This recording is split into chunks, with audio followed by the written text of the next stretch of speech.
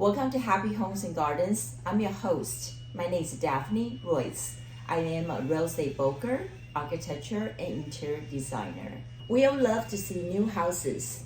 Residential home styles generally change every 10 years because homeowners are always looking for new trends, technological features, and individual creativity. Mason Hammer Builders is a construction company based locally in San Francisco Bay Area, focused on high-end homes, many located in Peninsula.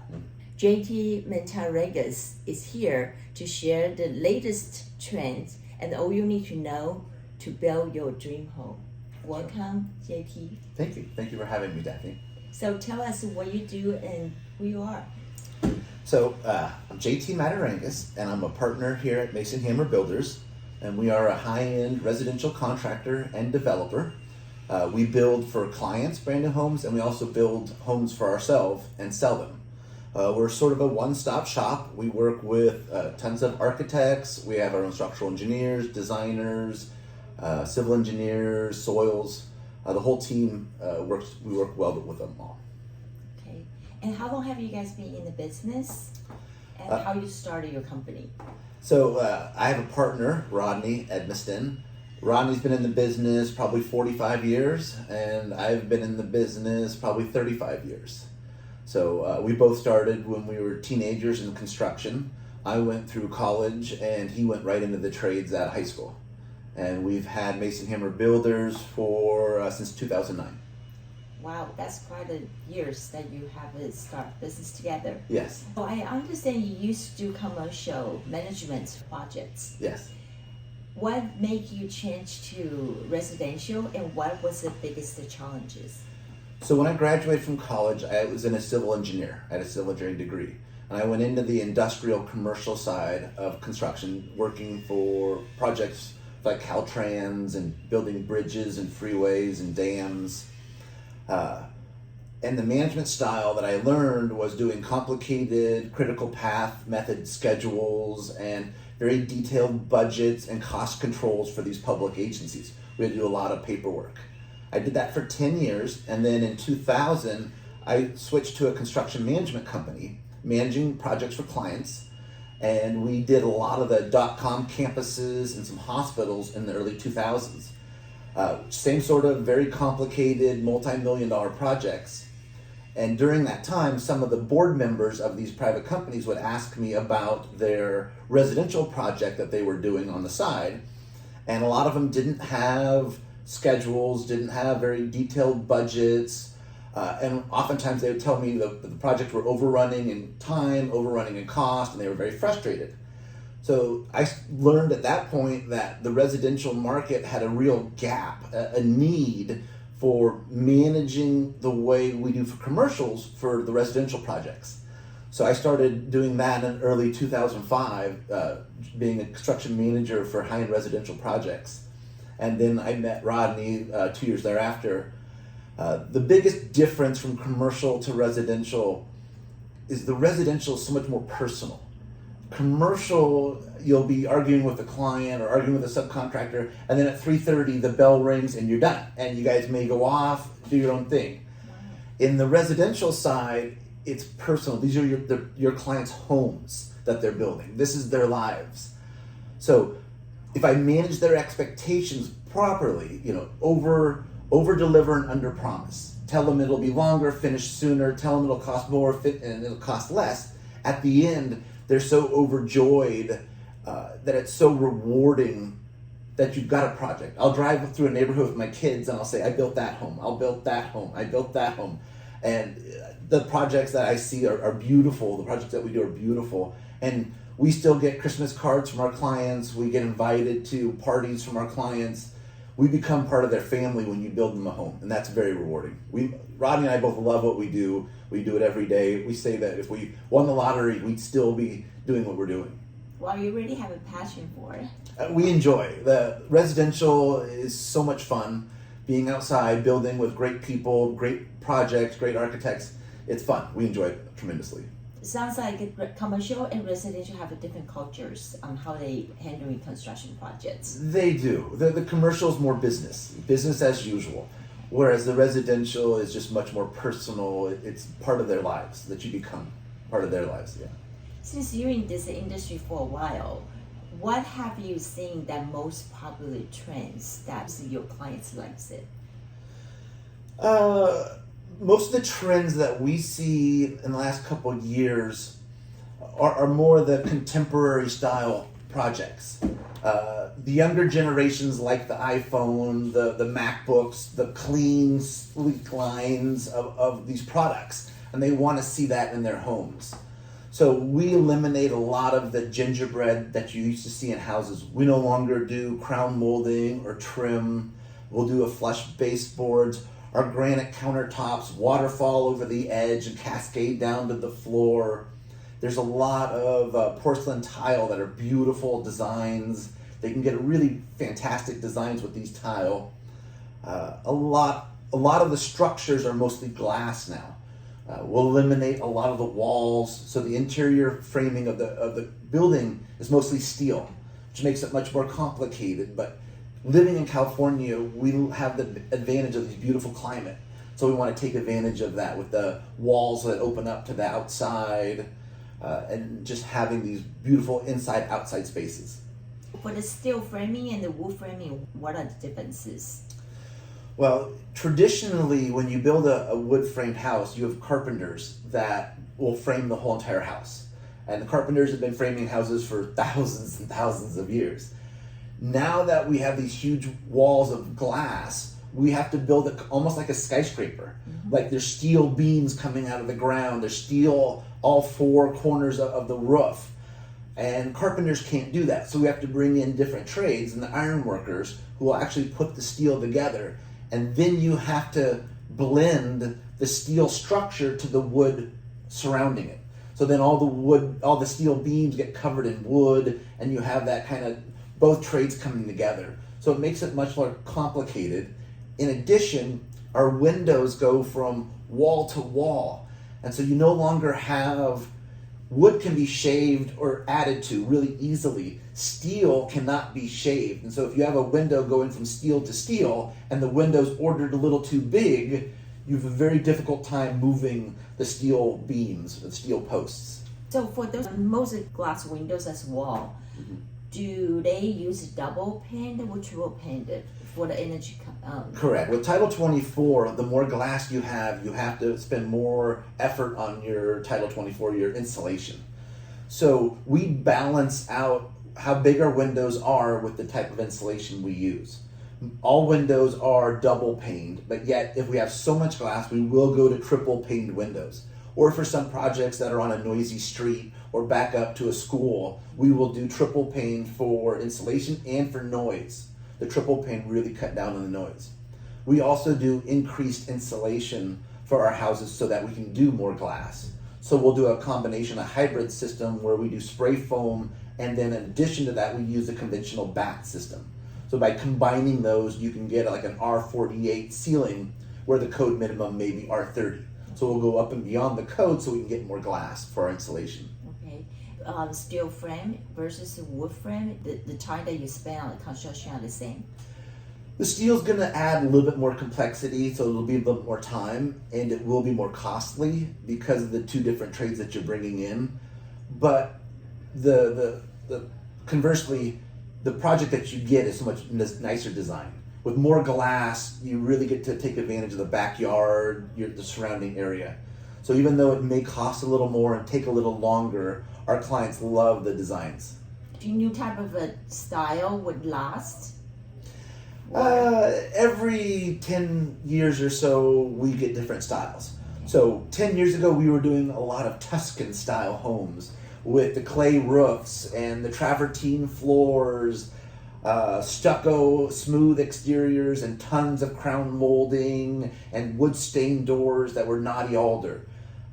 We did a lot of those in the last 10 to 15 years, and that style's come and gone.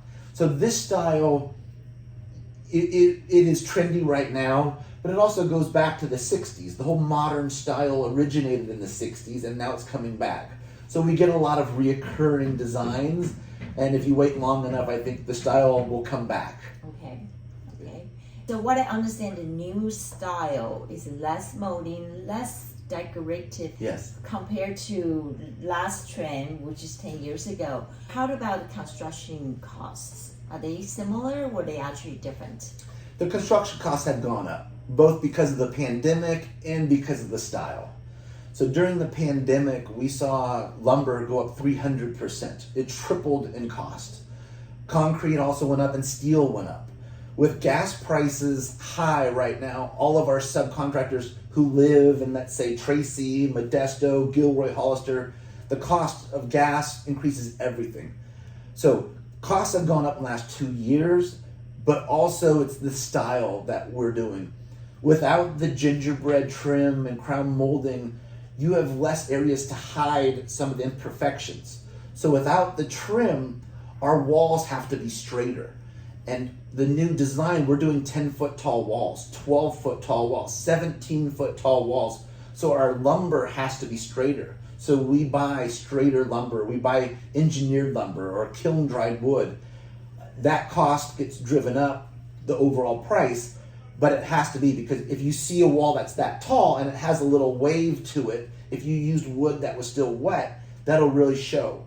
So we'll use better products because we have less chance of hiding it. You'll notice it, which separates the beginner builders from the advanced builders. It kind of separates us. So we like the more contemporary design because you have less area to hide the imperfections. Good quality will really show. Okay. And I understand the new building code requires some areas to use 100% electric. Have you found any challenge for that? There is. Electric furnaces have been around and are very efficient, and we've been using those for probably the last 5-10 years. So there's really no challenge to go into electric furnaces. That's fine. Electric hot water heaters, those do pose a challenge because in the last 10 years we've gone from tanked hot water heaters to tankless hot water heaters. Tankless, they're more efficient. However, right now the technology isn't there yet for electric tankless heaters. It takes like 80 amps to power an electric tankless heater, which is almost half of what a current house uses in electricity. So we've had to go back to, since we have to do electric hot water heaters, we've gone back to the tanked electric heaters.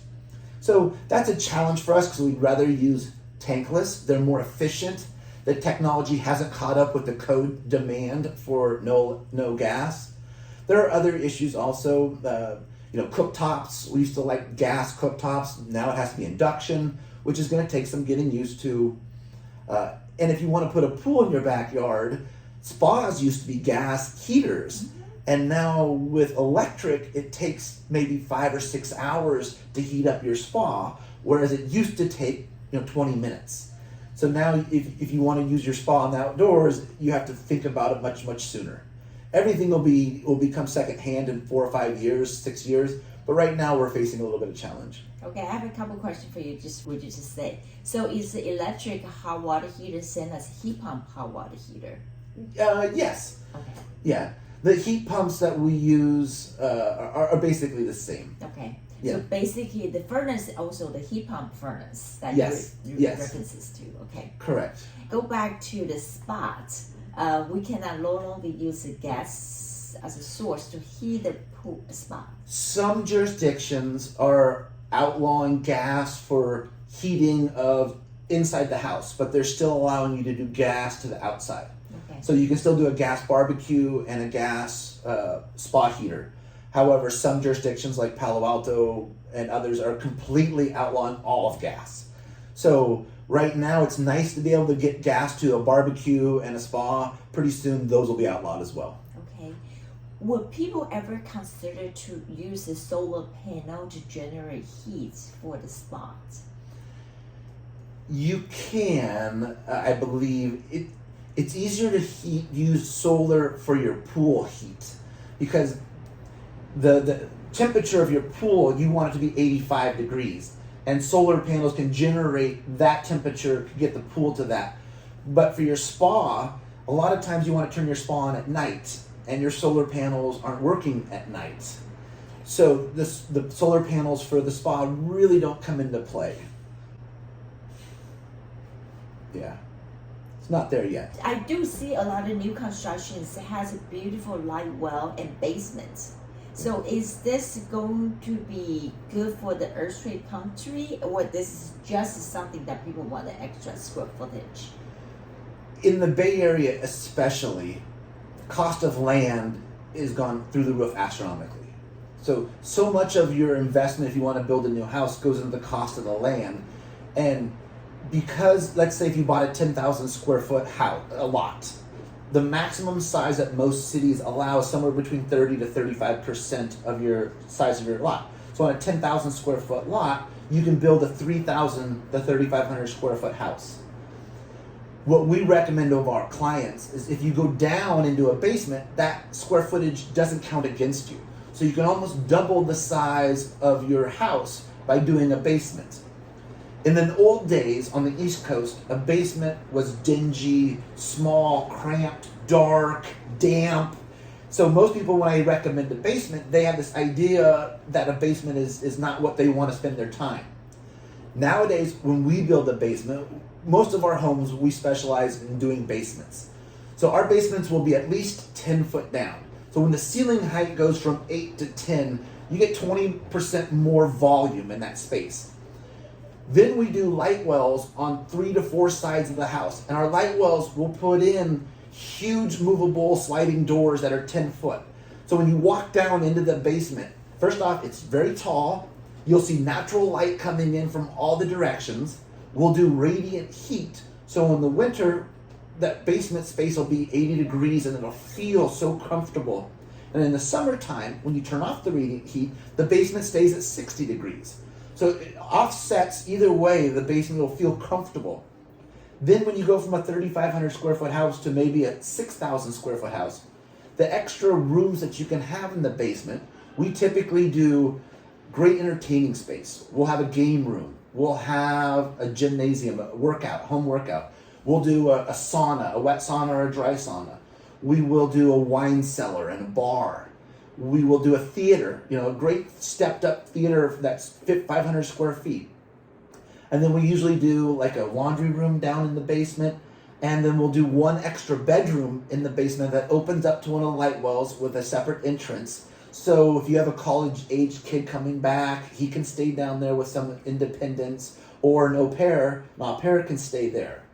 And then typically for multi-generational houses, we put an elevator in a lot of our projects. That elevator can connect the main level to the basement or a second level. So if the grandparents want to watch a movie in the theater with their grandkids, they don't have to navigate the stairs. They can take the elevator down.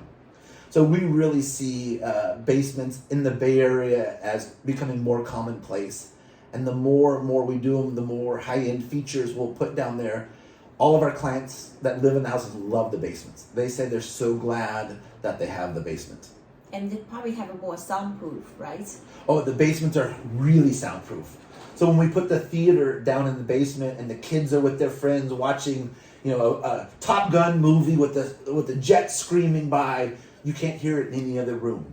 Or if they're playing video games, yelling at their friends while shooting up, none of that gets heard. It becomes their own little oasis, and no one else in the house has to hear them. I used to have a neighbor next door to my house.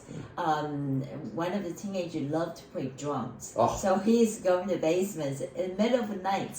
I can hear slightly, but hardly. Yeah. We will do wine cellars. We've done music studios. All of that's great space for a basement. Doesn't need windows. It really does well with the 12-inch thick concrete walls. That'll deaden the sound and it'll keep the temperature constant. So for a music studio, an art studio, or wine, it really makes sense to have it in the basement. And I heard it's good for earthquake anyway, because Yes. the foundation is way, way, way deep in the ground. It locks the house into the bedrock down below. So when you get a ground shaker and it moves it, if it's a single-story house built on a conventional, in the old days, those houses could fall off their foundations. Now we secure them with seismic anchors, but even basements are doing that more so. It really ties the house into the earth. Let's talk about permits. It's harder to get permits after post-pandemic. Yes, absolutely. A lot of the jurisdictions that we work with, a lot of the cities here in the Bay Area, they're still working remotely. So a lot of their staff isn't in the office, so it's hard to go into the jurisdictions and check on your permits. A lot of the cities don't even like you to come in still. Also during the pandemic, some people retired, others left the industry, and a lot of these cities are still understaffed. Even though the pandemic is on the, we're getting out of it, most of the cities are understaffed and working remotely, and that still takes the permit process from 1 year doubles it to 2 years. On a project that we were the developer on, we typically would buy a property and we would say 6 to 8 months to break ground, which is aggressive, but as a developer, that's what we would schedule. For clients, we would typically tell them a year from when they buy property to break ground, and now those timeframes have doubled. Clients are spending almost 2 years, some even more, to get permits, and us as a developer, we're about 10 to 12 months. So if you're going to do a project, you need to plan on that. Hopefully it'll get better in the next year or so, but we haven't seen it so far. It's just that the agencies are still understaffed. What cities are you mainly covered in the Peninsula? We do a lot of work in Menlo Park, Palo Alto, Los Altos, projects in Atherton, Woodside, Hillsborough, and as far south as Los Altos, Mountain View, Saratoga, Los Gatos. Okay, and we in Los Altos Hills. Los Altos Hills, yes. Okay. Also Right. Los Altos Hills. Okay, so they all difficult, just equally. Yes, some more so than others, but they're all very difficult. Okay. I also like to understand when you build home for clients, other than the main structure, do you cover like a swimming pool, landscaping, maybe sports courts, or accessorized buildings? So what we recommend to our client is to have one person in charge of the whole warranty for your project. So we would hate to build a brand new home for a client, and then the next year they put their own swimming pool in, and then the pool contractor will tell the owner, well, your gas line is undersized, or this and that. They'll point fingers. So it's much better to plan your whole project out from the get-go, whether that's landscaping, water features, sports courts. We do it all. And it's complicated. Nowadays, we integrate all of these amenities like water features, swimming pool spas, landscape lights into the house. So when you walk to the back door, you can press a button and all your landscape lights come onto a certain scene. The water feature will come on. The pool lights will come on. All that needs to be integrated into the house. And the only way to do that is to have one person in charge of the whole project. And for a warranty, when something on a project, if it has an issue, whether the lights won't come on, the pool doesn't come on, we want the homeowner to call us, and then we'll take care of all of that. Okay. There's no finger pointing. You don't call them and they tell you it's someone else.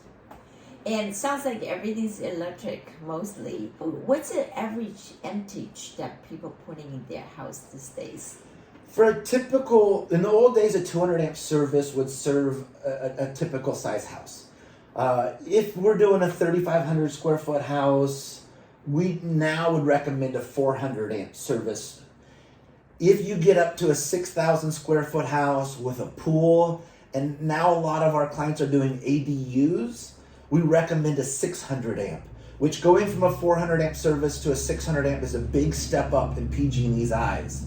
It goes from a service mounted on the side of your house to a standalone pedestal that gets quite big and ugly.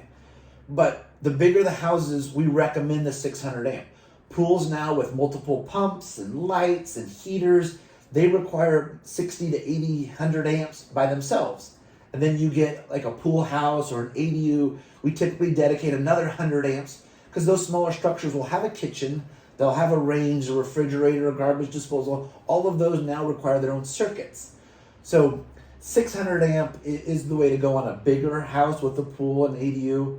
And a major thing now, what's happening to our houses is we're getting delayed with PG&E.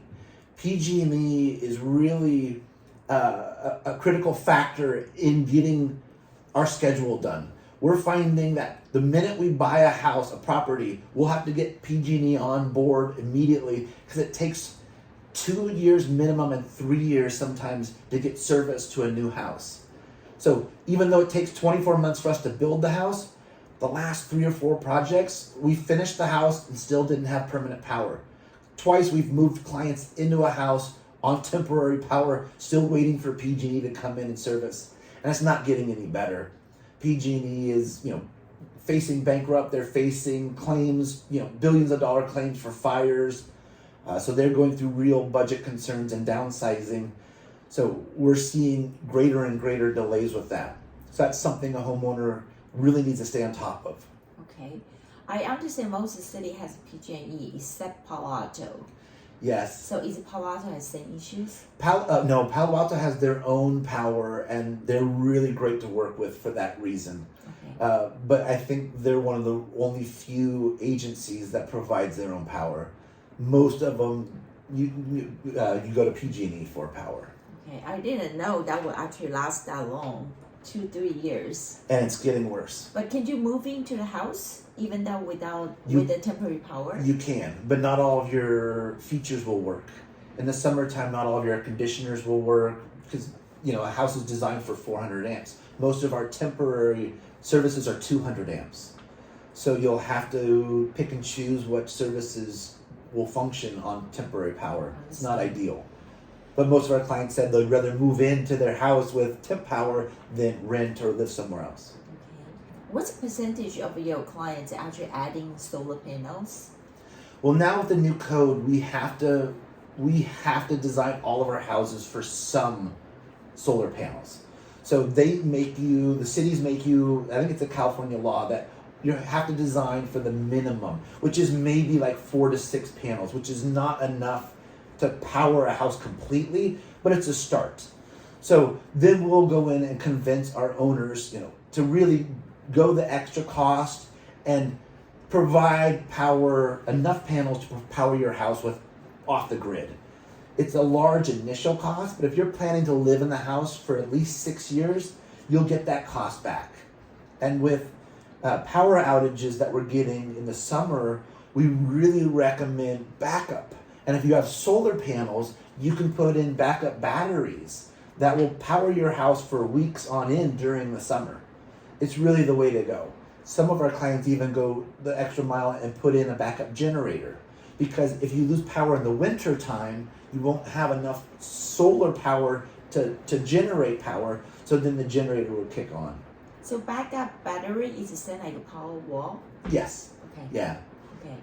So it's really a nice way of providing power, backup power to a house during the summer. Okay. Do you have other technology other than the solar panel? Maybe the roof tiles or the film or other type of... There is the roof tiles that are going in. We have yet to do that. We've had 3 or 4 clients express an interest, but the backlog in clients from the subcontractors who do those power roofs, we haven't seen it yet. It's going to be a phenomenal technology. It's still relatively new, and we don't advise our clients to be the guinea pigs for that. We'd rather wait and let this get all the kinks ironed out before we put it on our clients' houses. Okay. But there are new technologies, and they're fantastic. Yeah, well, I just find that we don't develop as fast as we can catch Yes. all the technologies. Yeah, the technology sometimes is quicker than the capacity that we have for it. How long does it take the typical construction compared to before the pandemic? Well, during the pandemic, our construction was really delayed because throughout the project, we have to bring in inspectors to make sure the framing is done right, the wiring is done right. And the inspectors were very concerned with COVID, as they should be. So we would have to have the house vacant, we would have it cleaned, we wouldn't have anybody there when they would come. So that really delayed that whole inspection process. We also wouldn't have full crews working because we didn't want to have different subcontractors intermingling. Since the vaccines, our construction is pretty much back on track. So for a smaller size house for us, which is let's say 3,500 square foot, we'll build that in 12 to 14 months.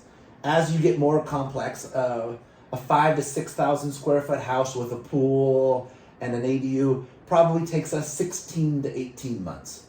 And some of our bigger homes, which are 10,000 square foot, they'll take between 18 to 20 months.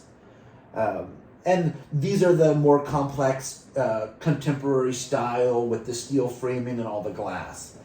If we did a track house, with conventional framing, not modern design, those go quicker, in the 8 to 10 months range, 10 to 12 months. Okay, so that's pretty standard. Yeah, I think they're back to that now. You'll see when you go out of the Bay Area to, let's say, Gilroy or Tracy, those homes will go up very quickly. They're back on track to 8 months, 12 months, 10 months, something like that. Okay. And do you finding materials are harder to get, or the supply chain is a little bit challenge for you? It still is. It still is. We are having a hard time. A lot of our products come from Europe. We'll get some tiles or slabs that come from Europe. Some of our light fixtures come from China. Some of our granite comes from Turkey or the Middle East. Those getting freight across from Europe or Asia to the United States is very, very difficult still. A lot of the containers will sit in customs for 2 or 3 months. We're doing a modern style house in Menlo Park right now that the windows are coming from Switzerland and the cabinets are coming from Germany, and we're planning those to take 9 to 10 months to get here. So we've just broken ground on the house and we've already ordered the windows and cabinets, which is going to make our framing much more difficult. Because in the old days, 5 years ago, we would frame the house up, then measure for all the windows and order it, because it would take 6 weeks to get windows.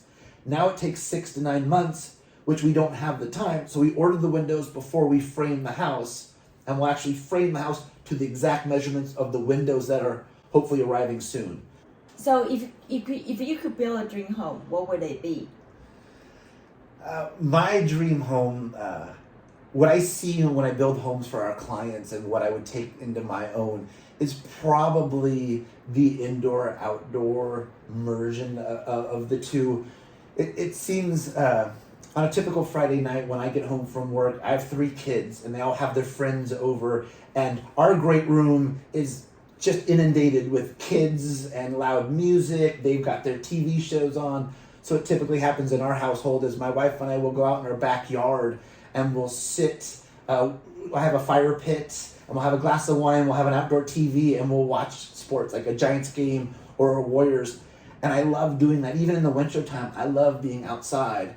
So I would do one of these big walls that just slides back and merges the inside and the outside.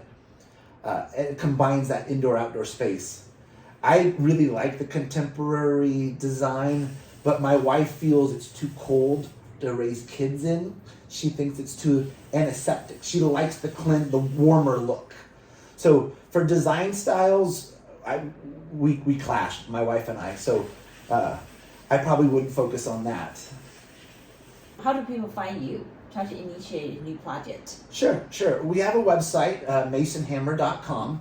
You can always email me, which is jt@masonhammer.com. So we're very easy to find. The one thing I would say to a prospective client who's going to build a home, I would say interview, before you hire your architect, interview 3 or 4 contractors, who have built in your neighborhood, someone that you've seen homes go up or is highly recommended. I would go interview the contractors and see what their cost per square foot to build the type of home and the size of home they want to do. I've had clients hire their architect first, have the house completely designed before going out and get bids, and then they can't afford the house that the architect has designed. So I would really recommend start with the contractor, get bids from them, find out budgets on what they would charge to do a 4,000 square foot contemporary style home. Then when you hire the architect, you can design to that, and then you can have that contractor giving you estimates as the design progresses. At 25% completion for the design, at 50% completion. For me and our clients, we provide that at no cost because I just want them to know what the cost of the house is going to be as the design progresses through. I'd much rather spend 2 or 3 estimates with a prospective client then wait for it to be done and see the disappointment when they say, that's too much. I can't afford this house.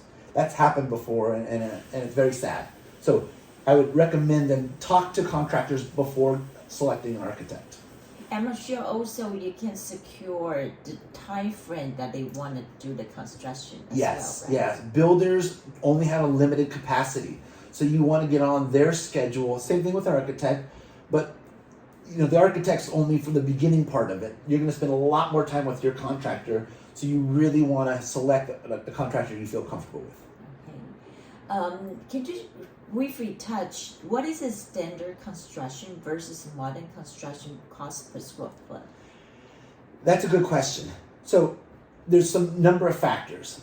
The size of your builder will have an impact. If you go with more of a handyman who doesn't have an office, who works out of his truck and his dog, you can have phenomenal quality construction, but what they'll lack is that home office supports. You can go with a huge contractor that has 25 employees, but then you're going to pay a large overhead for them to run that office. So we try to fit in that middle. We have 5 to 6 office employees, and we have 3 or 4 project managers. But we'll be out there, my partner manages the construction and I manage the client. So for the middle of the road, our typical costs for houses start at around $500 a square foot. When you get more into the contemporary, fancier designs, they get upwards to $700-800 a square foot. The bigger ones with the pools and the extensive landscaping, we've seen them go as high as $1,000 a foot. It depends on the complexity, what your architect specifies, and how individual you want the house. If you want products that no one else has seen that come from different countries, the price tends to go up, but they become spectacular houses.